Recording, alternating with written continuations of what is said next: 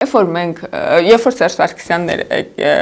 արդեն պաշտոնավարում, դե գիտեք, ամենաշատ երկրները ցեղասպանությունը ճանաչել են Ռոբերտ Քոչարյանի, օրոք ընդ որում կարծես Ռուսաստան մի քանի անգամ ճանաչել այդ ժամանակ, բայց մի հատ այսպեսի մտայնություն կար, ընդ որում եւ Թուրքիայում մտավախություն կար եւ Հայաստանում հույս կար, որ եթե Միացյալ Նահանգները ճանաչի, ինչ որ բան է տեղի ունենալ, ինչ որ շատ կարեւոր բան է տեղի ունենալ։ Դրա համար երբ որ Սերժ Սարգսյան ֆուտբոլային դիվանագիտություն սկսել էր, ինքը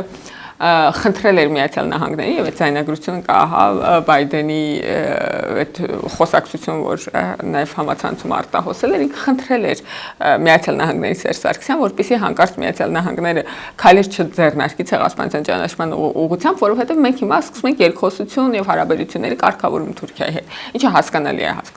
հասկանալի է, որ չի ուզեցել բանանի, ինչ որ գործընթացին վնասի։ Գործընթացի մեջ սադրիչ բաներ տարեր մտցնի։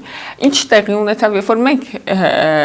եկանք իշխանության, երկու բան Միացյալ Նահանգները ճանաչեց հայոց ցեղասպանությունը եւ Հայաստանը սկսեց կարգավորման երբևէ ամենաարդյունավետ գործընթացը։ Սա խանդ է առաջացրել մեր նախորդ քաղաքական դերակատարների մոտ, որովհետեւ թե Լևոն Տեր-Պետրոսյանի ժամանակաշրջանի քաղաքական գործիչների դեմս ղեկավարը, թե Քոչարյանի ժամանակաշրջան, թե Սերժ Սարգսյանի ժամանակաշրջան, հասկանում որ Հայաստանի տնտեսության համար շատ կարևոր է այդ ուղղությունը,